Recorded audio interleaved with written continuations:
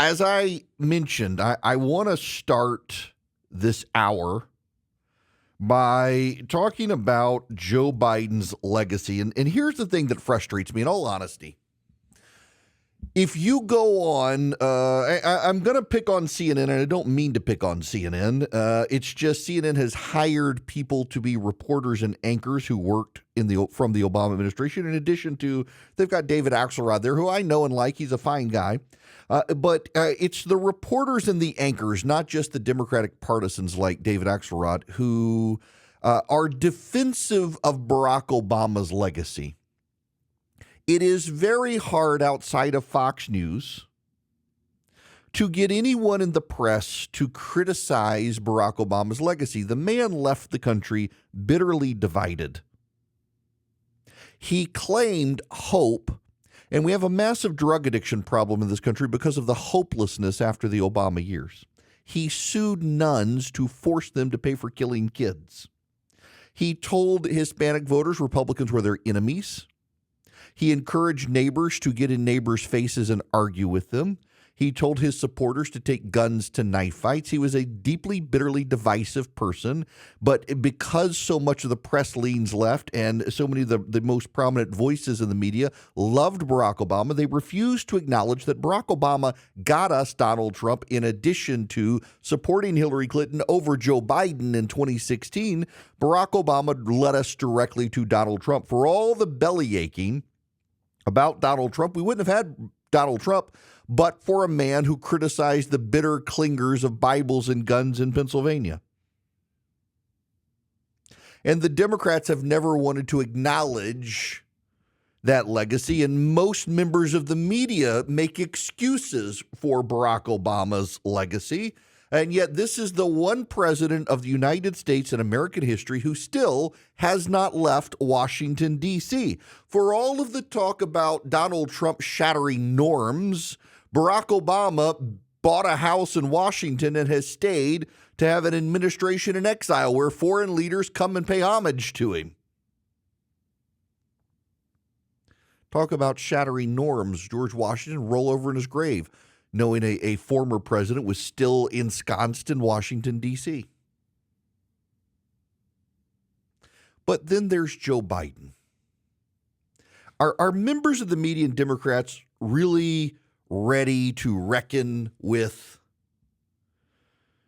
Joe Biden's legacy? David Frum has written a piece at The Atlantic claiming that if Donald Trump fires Christopher Wray, the incumbent FBI director, that it'll be a constitutional scandal far greater than Watergate.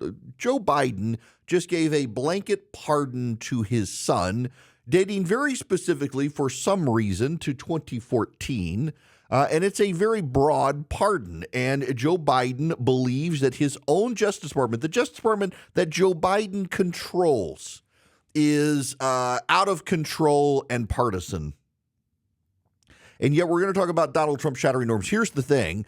Democrats say Donald Trump is shattering norms because he's breaking apart the pieces of power Democrats put in place to preserve their power. And we call those things norms in the press and among Democrats when they're not. They're just ways of preserving Democratic power even when they're out of office. If Donald Trump wants to fire the FBI director, he has every right to do so. He is the chief executive officer of the United States of America. If Congress doesn't like it, they can restructure the position of the FBI director, and they're not going to do it. But so many of the norm shattering that Donald Trump gets to do, he gets cover from Joe Biden, Joe Biden's behavior. Joe Biden, lest we forget, is a man who served in Washington, D.C. for 50 years. When his wife and daughter died, he abandoned his two sons so that he could serve in Washington, D.C. He built an entire mythology about his daily train rides home on Amtrak and how he was always home every night, which actually isn't true. And now his surviving son turned his dead son's wife into a crackhead. He bought a gun, he disposed of it, and Joe Biden keeps making excuses for it. He's not a good person. And I'm sorry, but the apple doesn't fall far from the tree. You have a living son and daughter, both of whom are drug addicts. The living son turns the daughter-in-law into a drug addict. None of these people could convince Joe Biden to leave the White House when he should have. He had to be forced out by Nancy Pelosi. And when I pointed this out, that Joe Biden's entire family is dysfunctional and designed for Joe Biden to have power, I got attacked by people for daring to point out the truth. And it is true. Joe Biden's not a good person, and neither is Jill Biden. They wanted the power. They wanted to stay. They got out well past time for him to get out. They knew, at least Jill Biden knew, her husband was unfit to return to office. And how do I know? Because people at CNN told me how incapacitated Joe Biden was at that debate, having to have Jill Biden help him down the steps after it was over. It was very clear for everyone to see something was not right with Joe Biden, and still they refused to get out of the race. And now he's pardoned Hunter Biden, which opens the gates for Donald Trump. You know, say what you will about all the pardons Donald Trump gave people you may not like. He gave them very specific pardons based on specific crimes, not a blanket pardon. Joe Biden's now opened the door for that. And, you know, I mean, even Chuck Todd is in on this. Chuck Todd was in a conversation with Chris Cillizza for a Substack newsletter. Just listen to this. I followed the Hunter Biden trial very closely. Mm-hmm. I read every transcript, all the testimony, because that's what all that was made public. And there is, you want to get angry, just as somebody in just all these mixed emotions. You read the Hallie Biden transcript, and that's Bo's widow. Yes. And essentially he turned her into a crack addict. And this was all happening in 2017, 2018. And Joe and Jill Biden were so concerned about their family that they decided to run for president. Yep. So when you talk about the word selfish, it's almost like the word doesn't, their decision to run for president put the entire Democratic Party and the United States of America in the position that it's in now. Yes. Hello. Yes. That is absolutely the issue. And the fact of the matter is that despite all of this stuff, Joe Biden's addicted to power in Washington, D.C. You know, a buddy of mine told me a hilarious story back in 2008 when Joe Biden was running for president.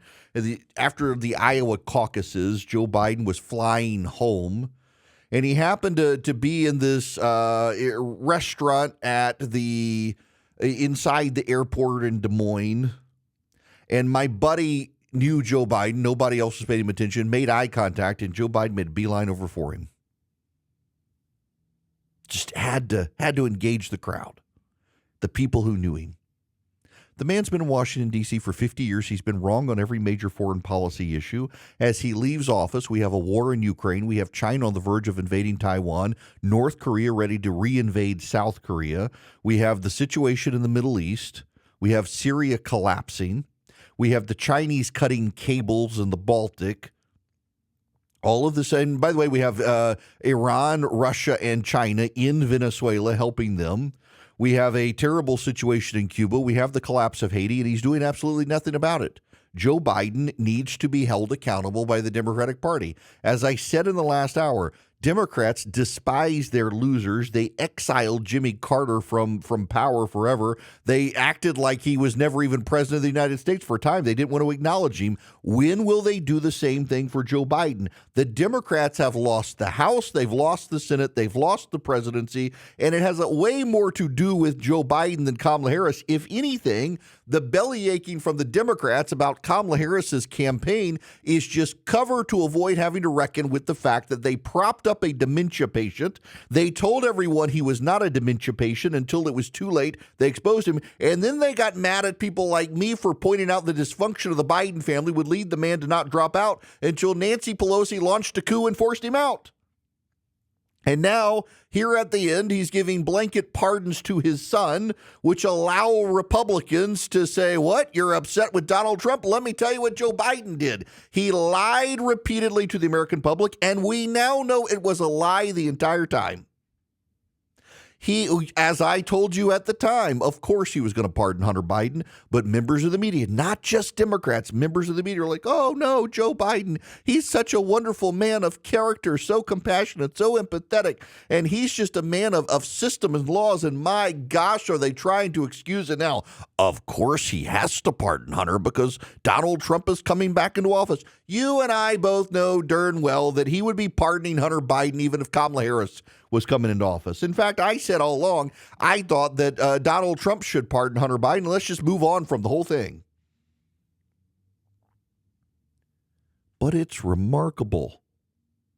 The Democrats, though, when Joe Biden dropped out, what did they say? He was a man of honor. He was a man who put the country ahead of himself. He was a man who understood the integrity of the presidency, and he couldn't bear the thought of Donald Trump getting back in the White House, and he had to get out when it became clear he couldn't win because he wanted Kamala Harris because he's such a great man. He's such a man of institutional integrity in Washington, D.C. No, he's not. He's a 50-year career politician in Washington, D.C. with a massive, massive ego and a wife who loved the trappings of the White House, who couldn't let it go until it was too late, and he now brought Donald Trump back. The bitter, hilarious irony of the Obama and Biden tenure in office is that Obama brought Trump to office by rejecting Biden for Clinton, and Biden brought Trump back to office by not rejecting his own failures and stepping aside as a one-term president, which he originally said he was going to do. If the Democrats are not willing to hold Joe Biden accountable, if they are not willing to recognize the reason Donald Trump is in the White House is because of Joe Biden, they are going to have a world of hurt moving forward. The data in the exit polling is overwhelmingly clear and specific that the Democrats saw this massive, massive shift in voters to the Republican Party, a massive shift to the GOP among the young, among the old, among the people without college degrees, among the working class, among the middle class, among people with bachelor's degrees. The only major groups that shifted strongly to the Democrats were postgraduate degree people. And all the Democrats have left is a coalition of neurotic white wealthy women and wealthy gay men. All the black and Hispanic voters from the Democratic Party are shifting to the GOP. And it's all because of Joe Biden. We can point the finger at Kamala Harris because she was the candidate, but in fact, yes, she only had a couple of months to build a campaign and was a terrible candidate to begin with. But why was she in that position? She was in that position because Joe and Jill Biden and Hunter Biden decided that Joe Biden couldn't give up the trappings of power because the family gravy train would come to an end. And now it is in a scandal that allows Donald Trump to have even greater reign of power in Washington, D.C. It is a fitting end to the Biden legacy. Good riddance. Hello and welcome back. It's Erickson here. We've had a number of people call in, Charlie said, and they're all asking the same question. Why hasn't China invaded Taiwan already? We all know what's going to happen. They've had 4 years of a dementia patient in the White House. Why haven't they done it? I actually know the answer to this from talking to members of our own military and intelligence community. They're not ready yet. They're not ready yet. The Chinese are very deliberate. They follow Sun Tzu's rules, and one of Sun Tzu's rules is you don't attack until you're ready, until you know you've already won. And one of the problems that China has right now is they don't yet have the capacity of ships they want. They don't have the capacity of missiles and nuclear warheads that they want. They don't have the number of submarines they want. The Chinese have not yet fielded a competent, capable nuclear-powered submarine. They're expected to do that within the next year. From there, they'll be able to build them, assuming they work. All of the intelligence community and all the military operatives that you talk to about this say 2027 is the earliest date by which they expect China to invade Taiwan. In 2027, you talk to them, 2027 is like a conventional wisdom now in Washington based on the rate of shipbuilding, based on the rate of warhead development, based on the rate of weapons development, based on the rate of aerial development in China. They need that much more time. Right now, they have just exceeded our naval capacity. And they want to be bigger than that before they do anything. They want to be a global hegemon, not just a regional hegemon, meaning controlling a region. They don't want to just control the world or control a region. They want to control the world. So it's going to take them some time to build up their arsenals. And it's one reason we need to build back up our defense capacity. Put it this way. Our defense spending in terms of GDP is right now less than 6%. In World War II, it was about a third of our GDP.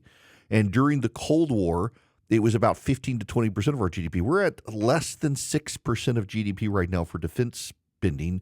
We need a massive, massive rebuilding of our military, and they need to stop doing goofy projects like the F-35 and actually just build stuff that works and is stable. The F-35 is just a money pit program.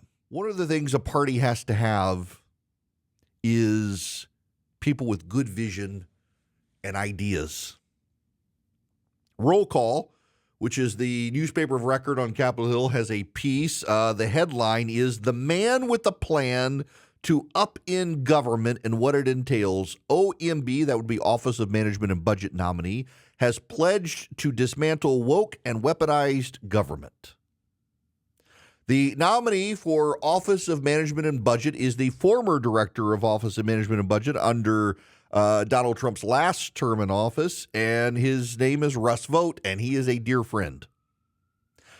According to Roll Call, he is well known on Capitol Hill and thus far at least looks like a shoo-in to be confirmed as President-elect Donald Trump's budget director, as he was during Trump's first time on a party line vote. The hard-charging Vought is a revered figure on the right with his pledges to upend the deep state and dismantle woke and weaponized government, including by refusing to spend all the money Congress appropriates. He'll need to be vetted again in the new year, where Democrats on the Senate Budget and Homeland Security and Governmental Affairs panels will be poring over Vought's writings and speeches since leaving the Trump administration to found the Center for Renewing America. Vought is among one of many contributors to the Heritage Foundation-led Project 2025, which Trump disavowed. Since Trump's November 22nd announcement that Vought was his choice to once again lead the OMB, a parade of conservatives have come out in support. Mike Lee, Rick Scott, Ron Johnson, Marsha Blackburn, Tommy Tuberville. Incoming Senate Appropriations Chairwoman Susan Collins is not among those openly praising Vought. Quote, "I would not have anticipated that choice because wasn't he associated with the Heritage study that the president very much stepped aside from? So seems unusual to choose him." But Collins didn't rule out supporting him either. "I give deference to all presidents as they try to build their cabinet." Oh, Patty Murray of Washington's Post. Y'all, Russ Vought is a class act. He is a good guy, and he is wicked smart and sharp and a man of principle. As long as I have known Russ Vought, he has been committed to gutting the size and scope of the federal government, because Russ does understand, well, you can have power and use it against your enemies and use it for your own side. Also, gutting the power gets rid of it for everybody. And one of the things that Russ Vought has always cared about is the size and scope of the federal government. Particularly now, our debt is exceeding GDP, and no country long survives if that continues to be the case. You got to do something. You got to be able to fight.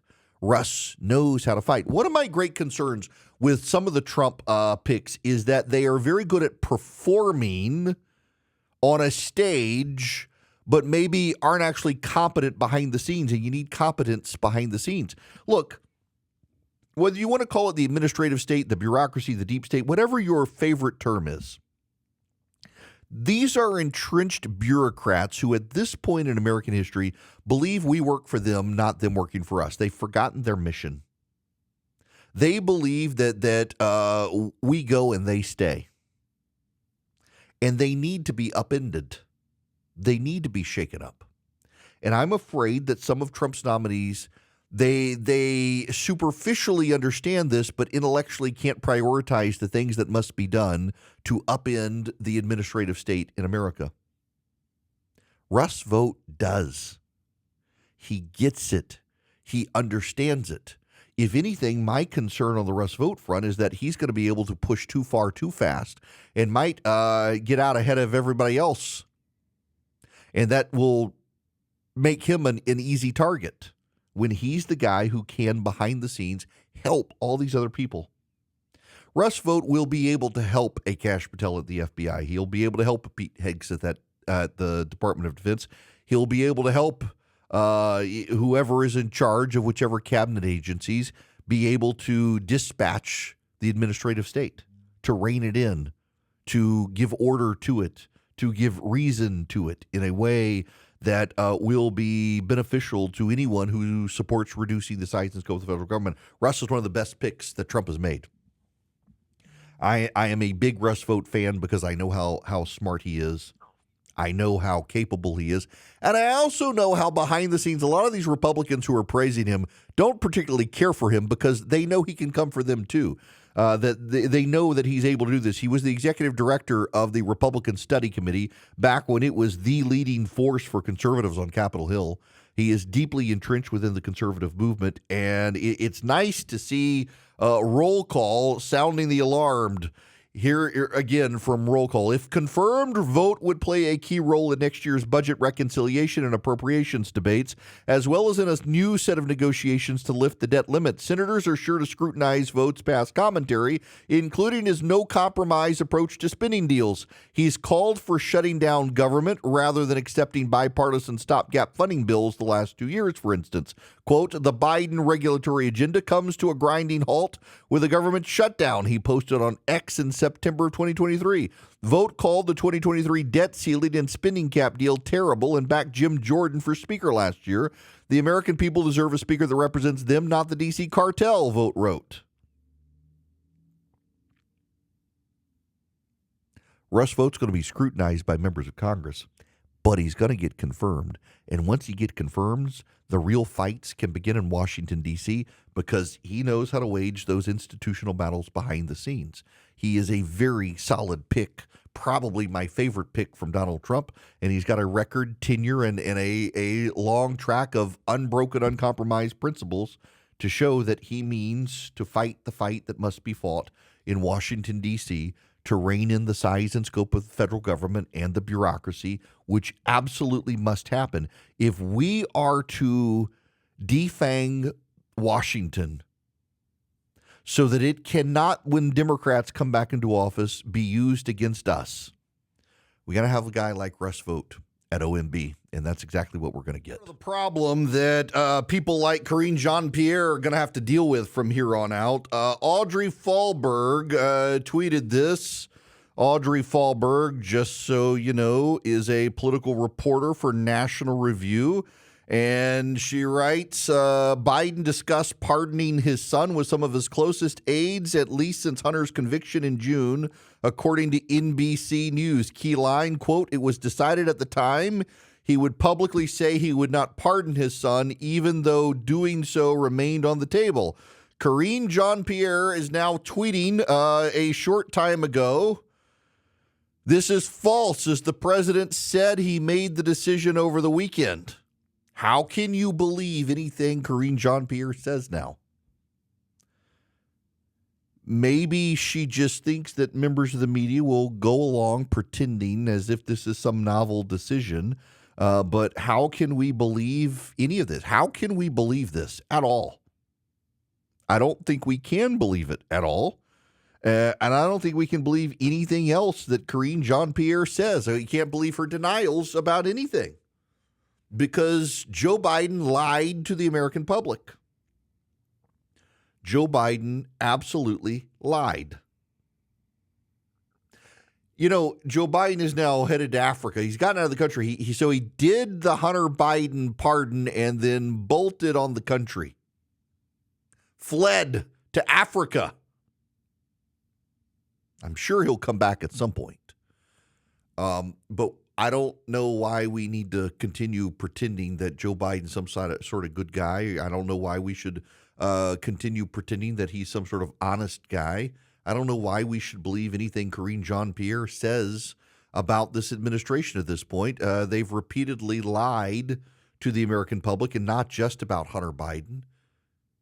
And yet the media continues to believe they're some sort of truth teller. And every time they decide to tell a lie, when it comes out that it's a lie, they're like, well, I mean, they had to do it. They had to. They've tried to justify repeatedly all these sorts of things. You know, it's same like with everything else the Democrats do. They deny that it's happening until it's obvious to everyone it is, and then they're like, well, of course it is, you bigot. It's the games Democrats play. The wild things in history is how often people hire insane individuals because they think they're geniuses, and only later do they realize, nope, just insane. These crazy ideas they have, these crazy things are actually not signs of genius, but signs of deep mental unwellness. Like the old story about the person who hired the genius turned out not to be a genius. He's just a serial killer. We're seeing this on display in social media. Like, for example, so Taylor Lawrence. You probably don't know who Taylor Lawrence is because you're not as online as I am, and you can thank me for doing it so you don't have to. She was a technology reporter for the New York Times and then for the Washington Post, and her whole beat was trends on the internet.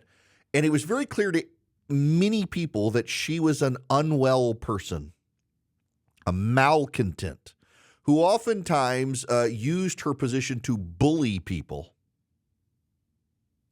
She put this on social media yesterday.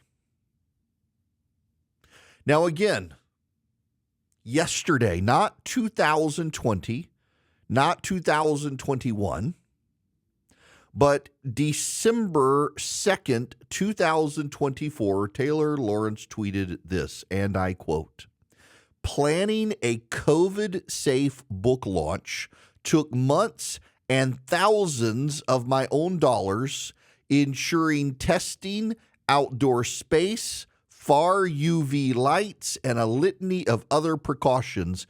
Meanwhile, you dumb blankety blanks are out raw dogging the air and spewing your disease-laden breath all over your elderly neighbors. We are not the same." Raw dogging the air is going to be the line of the century. This is a deeply mentally unstable woman in 2024. Now, she says she's medically vulnerable, but you know what? She was medically vulnerable before COVID,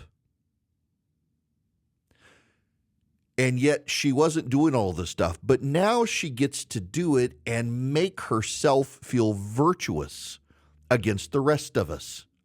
Calls us dumb F words. Raw dogging the air and spewing your disease-laden breath all over your elderly neighbors. The only thing that's changed pre-COVID and post-COVID is that people like Taylor Lawrence now have an excuse to live out their mental fractured self and claim some virtuousness in doing so. It is a wild and insane thing. But it's not just her. The benefit of social media, there are many bad things about social media. If you haven't heard my story, just let me explain social media to those of you who are new to the program this way. You gotta hang on a second. Let me pull it up because it's important that I get it right. This is from the Gospel of Mark, chapter 5. They went across the lake to the region of Gerasenes. When Jesus got out of the boat, a man with an impure heart came from the tombs to meet him, a possessed man. This man lived in the tombs, and no one could bind him anymore, not even with a chain. For he had often been chained hand and foot, but he tore the chains apart and broke the irons on his feet. No one was strong enough to subdue him. Night and day among the tombs and in the hills he would cry out and cut himself with stones.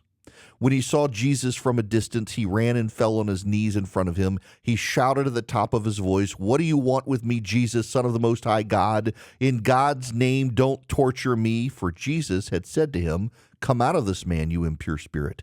Then Jesus asked him, "What is your name?" "My name is Legion," he replied, "for we are many." And he begged Jesus again and again not to send them out of the area. A large herd of pigs was feeding on the nearby hillside. The demons begged Jesus, "Send us among the pigs, allow us to go into them." He gave them permission, and the impure spirits came out and went into the pigs. The herd, about 2,000 in number, rushed down the steep bank into the lake and were drowned. Demons are immortal beings. So what did they do when the pigs died? They started Twitter and Facebook and social media. That's what they did. That explains social media better than any other theory you could posit. That explains social media. The legion of demons, after the pigs died, jumped forward into the 21st century and said, hey, let's do something. We'll call it Twitter. Change the name to X, and the whole world will be able to see the mentally deranged, the possessed, the mentally ill, the wokes, the weirdos, all in one place. And we have. We have Taylor Lawrence, who's upset with the rest of us, raw dogging the air and breathing our germs on the elderly, but she is virtuous. But it's not just her. We have woke educators across America now having a moment because Donald Trump won the election. I want to play you a couple of TikToks. This is a music teacher.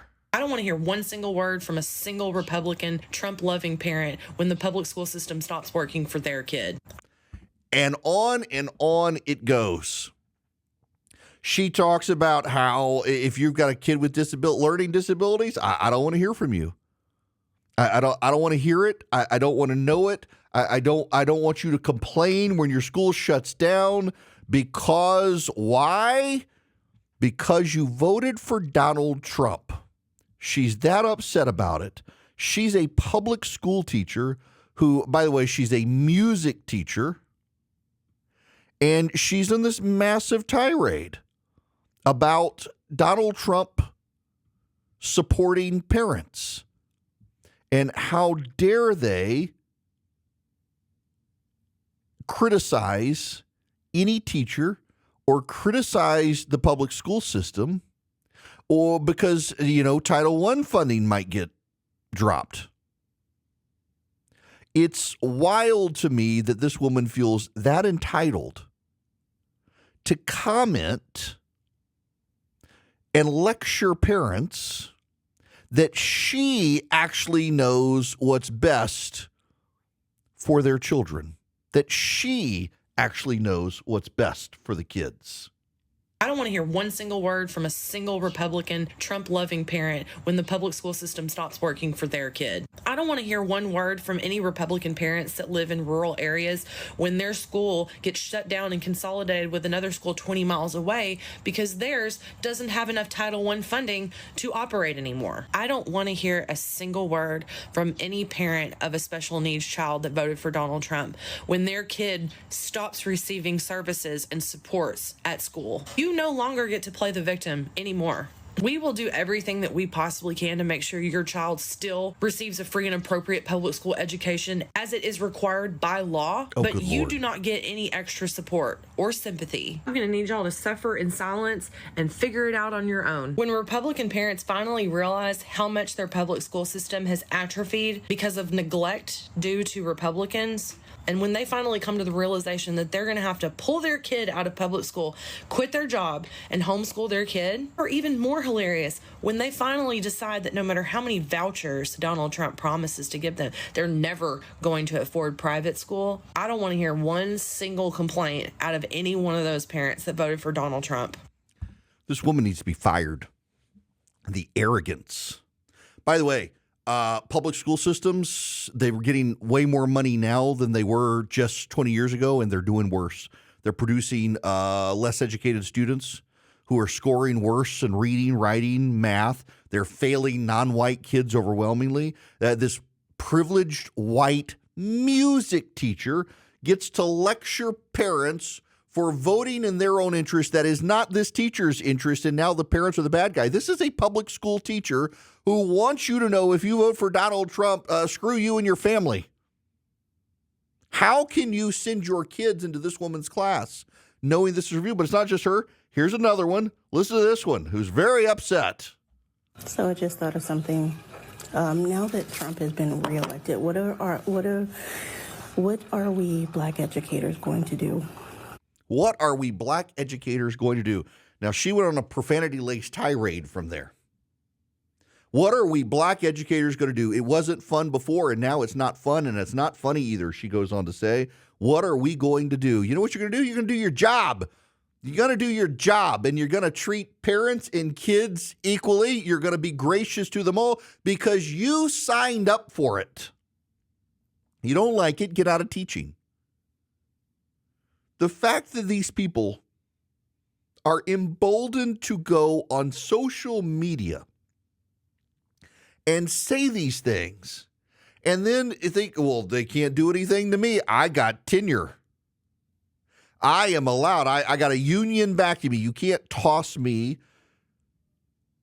How can any parent trust that their child is going to get a good education when what we're actually seeing is the mental breakdown of a whole lot of people?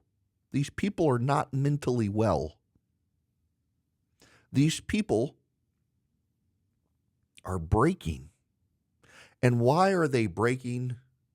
Because they lost an election. That's it. They lost an election. It's not like the world has collapsed, except for them it has, because they lost an election. They have made politics their idol. And God Almighty has smashed their idol, and they are struggling to cope, and they're taking it out. We have reached the blame segment of grief. The full rage. You know, by the time the inauguration gets here, these people are going to have turned violent. But I want to go back to the white music teacher. She doesn't want to hear from, she wouldn't have any complaints from a parent of a special needs child. I bet she supports aborting those kids. You don't want to hear complaints from parents of a special needs child because you disagree with someone on politics.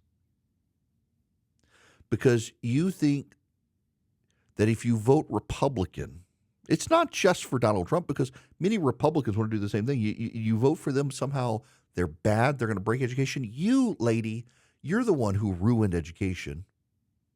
You're the one who ruined it for people's kids. You think you're some sort of special music teacher. You think you got some special gift to teach kids. No, you and your ilk, you ruined it. Public school in this country, they're failing. There are some good ones and there are some great teachers. But you know what the great teachers don't do? The great teachers don't get on social media and blast parents for voting for someone you disagree with. I wonder what's going to happen to these people. My suspicion is absolutely nothing. But what they're doing is they're going to continue to be privileged and entitled, and they're going to sow distrust. But there's a larger issue here, too. I want you all to listen to me.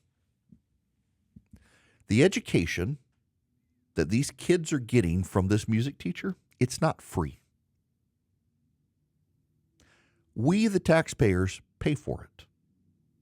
Like the bureaucrats in Washington, D.C., these teachers work for us. We do not work for them. If they do not like how their bosses, that is the taxpayers, voted, they can quit and get a different job instead of complaining that they don't like the way their bosses voted, because these parents are their employers through their property taxes. And this entitled mentality that somehow they know best, they've given themselves some power through credentialism, but the real credentials are from the parents who own the property, who pay the property taxes, pay their salaries. And if they don't like it, they can quit.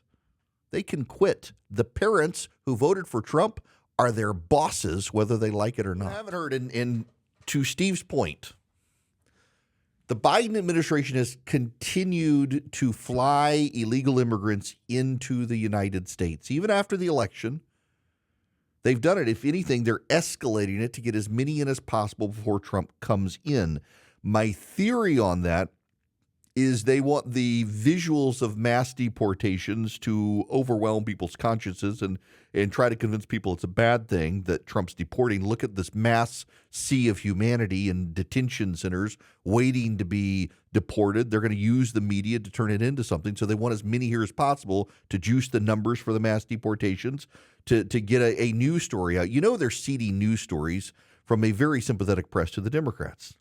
But I have an idea.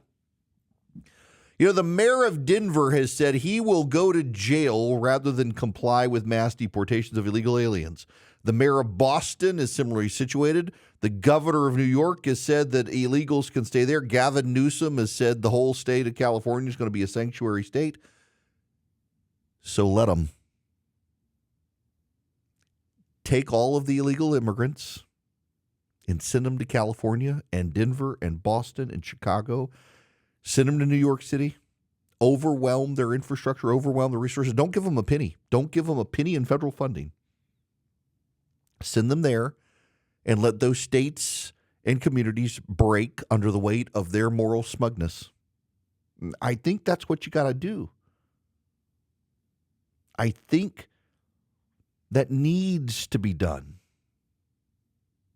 The only way these states and cities in their moral smugness, their morally superior complex, the only way they're going to understand the effects of illegal immigration in this capacity, in this way, is to overwhelm them. So while we're waiting to do mass deportations, send all the illegal immigrants to those places. They can have the crime. They can have the stress on the social services. They can have it all. They can have it all. Let them deal with it. Why not? They say they want them. Let them. Let them take it. Let them understand what other states and communities have gone through. Speaking of moral smugness, Speaker Mike Johnson has a tweet that is worth sharing with you. He's highlighting the Ways and Means Democrats. The Democrats on the Ways and Means Committee. The Ways and Means Committee is the taxing committee. There's a USA Today report. The headline: Shoppers spent a record $10.8 billion online on Black Friday. Up next, Cyber Monday. And some left-wing website quoted that article with record air travel, holiday shopping, busting record, stock market at all-time highs. The economy is, quote-unquote, the worst ever, some Pollyanna's whine. And the Ways and Means Committee Democrats, they tweeted, and here we were thinking y'all couldn't afford eggs. The Democrats see this headline, shoppers spent a record $10.8 billion online on Black Friday, and their response, and here we were thinking y'all couldn't afford eggs. They deleted the tweet. Speaker of the House Mike Johnson got a screenshot of their tweet. And he notes, Democrats deleted this tweet. Americans have been struggling for 4 years to afford basic necessities, and House Democrats are mocking them. Talk about your all-time out-of-touch, disgraceful comments. The House Republicans will deliver for hardworking Americans. It actually is amazing that they thought it was good. Here's part of the problem. Is the Republicans as well, but the Democrats have allowed a bunch of woke progressive 20-somethings to run their social media accounts, and they are deeply out of touch with most American people. Deeply out of touch with most American people. It's part of the problem of the Democratic Party. And again, it is upper level Democratic strategists themselves who will say privately, part of the problem is the Democrats are overwhelmed with very wealthy gay men and neurotic white women. That is a reflection of the Democratic Party. But at the activist level, they've let a bunch of very woke 20-somethings be in charge. James Carville said no one cares about what a 20-something-year-old woke Democrat thinks, and it's true. And so many of these white woke kids in the Democratic Party are helping direct not just public policy, but communications for the Democrats. And it's collapsing on them. Take, for example, MSNBC. Of course, this is from Fox News. It's hilarious, though. On November 26th, MSNBC had the lowest rated non-holiday weekday among the advertising coveted demographic of adults aged 25 to 54 in 20 years. MSNBC managed only 38,000 average demo viewers, its smallest non-holiday audience among the critical viewers since July 19th, 2004. So for those of you who don't know, and that's most of you, advertisers like, they call it the demo, 25 to 54.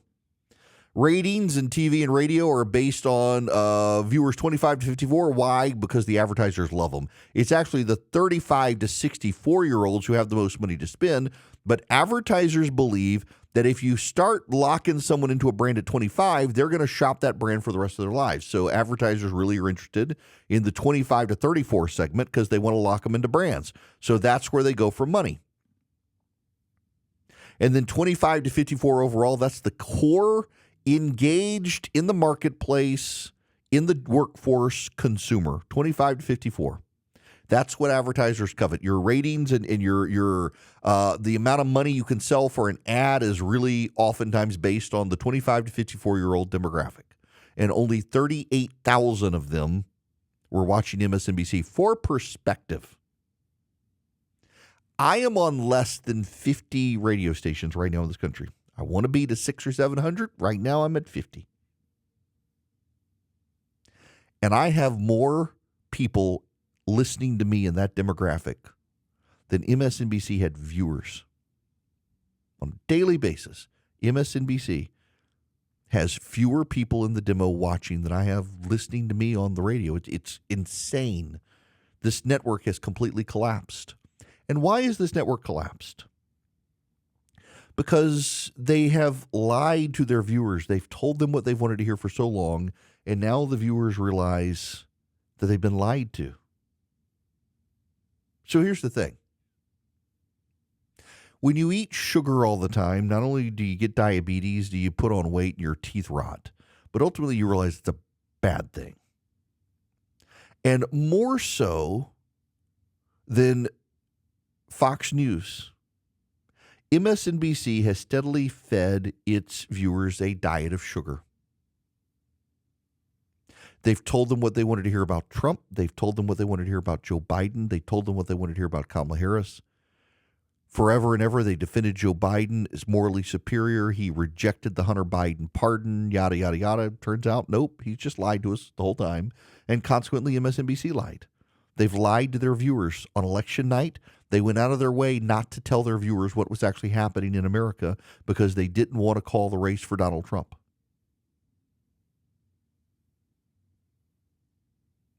Listen, I've mentioned this before. I'll leave it alone after this, but let me reiterate this one more time. I lost a station I liked very much. It was a big station because I was not pro-Trump enough. But I'm willing to lose the station because I'm not willing to lie to you and tell you what you want to hear. And I may be wrong, but I'm not going to tell you something I don't believe is true. And very often I'm right. And when I'm wrong, I try to acknowledge it. I'm not willing to be a radio show host or someone on television who just wants to tell you what you want to hear. I want to tell you as best I can figuring out what the truth is. And if that costs me a radio station because I'm not pro-Trump enough, that's fine with me.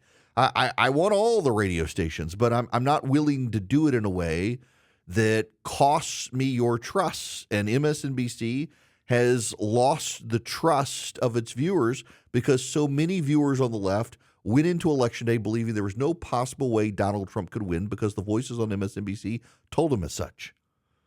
And the voices on MSNBC epistemically told them, insisted, informed them that he was a threat to democracy. And if he won, America was over. And then what happens? The most popular show on MSNBC, they announced, we've gone to see Trump. We decided to begin a conversation with him. Morning Joe. And I like Joe. I like Mika. But you spend 4 years telling people it's a dark day if Donald Trump gets elected. It's the end of democracy. He'll be a dictator. He'll be an autocrat. You say, hey, we went to go have a conversation with him. It's time to start talking to him again. You get Rachel Maddow and Chris Hayes and the like on there to tell them that Joe Biden is a man of integrity. Joe Biden is honest. Joe Biden is truthful. Joe Biden stands up for the system and the integrity of the Constitution. Then he pardons his son. And they're like, well, of course he did. He had to. No. You said he was a man of integrity. You said he supported the system. And now you're telling me that Joe Biden's on Department of Justice is prosecuting innocent people, is persecuting the president's son, the Justice Department that Joe Biden controls. It's too ludicrous to be believed, except by the most deranged music teachers in America who lecture people on TikTok. Nobody else believes it anymore. Their credibility is shot. So, of course, their ratings are in the tank. Their viewers may not come back. Now, here's the other thing, truthfully. After an election is over, a lot of people walk away for a time and they come back. A lot of people do. After Joe Biden lost in 2020, big headlines were the decline of Fox News and the rise of Newsmax. Newsmax has declined again. Fox has gone back up. Happens every election cycle. Happens in talk radio as well. Whether you win or you lose, ratings drop after the election. People tune back out. They're like, okay, I can go back to something else now. And then eventually they start to trickle back in, slowly, building up to the next election. It'll happen with MSNBC as well. But there are not a lot of MSNBC viewers right now. There are more than 38,000, but advertisers only care about 25 to 54. And on November 26th, there were only 38,000 of them. Now, again, part of that, too, is the time of year. The 26th was the Tuesday before Thanksgiving. A lot of people were checking out of work. A lot of people were out of school. A lot of people were traveling. So you got to have that context, too. But it's still a terrible sign that 38,000 demo viewers, it's the least they've had since July 19th, 2004. So the November 26th of last year and the year before had more viewers. The collapse after the election is notable for MSNBC because it's happening more to them than even CNN or any other network, because they've lied for so long to their viewers, and now the viewers realize they've been played. That's what happens when your network smugly calls out Fox News, but is actually even more partisan and less news-oriented than Fox. And it's why Comcast is now going to sell them, maybe to Elon Musk.